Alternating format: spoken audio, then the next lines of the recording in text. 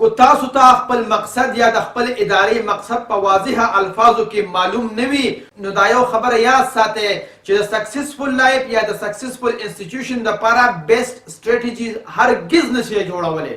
کم خلک چې تاسو سره بزنس کوي نو ډیر داسې اسباب وي چې د هغې تاسو سره بالکل اړوسو تعلق نه وي.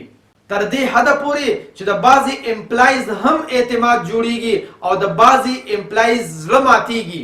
مسله دا نه ده چې خلک اعتماد کولو دپاره تیار نه دي بلکې مسله دا ده چې د خلکو اعتماد ګټلو دپاره موږ له صحیح طریقه او چل نه راځي. او هغه چل او طریقه دا ده کله هم چې تاسو یو څیز جوړوئ یا یو اداره جوړوئ نو خپل مقصد او ویژن په واضحه الفاظو کې بیانوئ. او که چېرې تاسو داسې نه کوئ نو بیا به خلک ستاسو پراډکټس او سروسز د فیچر بینیفټس او د کوالټي په بنیاد باندې تلي نه چې د مقصد او د ویژن په بنیاد باندې. د خدای دپاره پښتنو سانونه وپېژنئ ستاسو دپاره خو به ځان له پیغمبر نه راځي.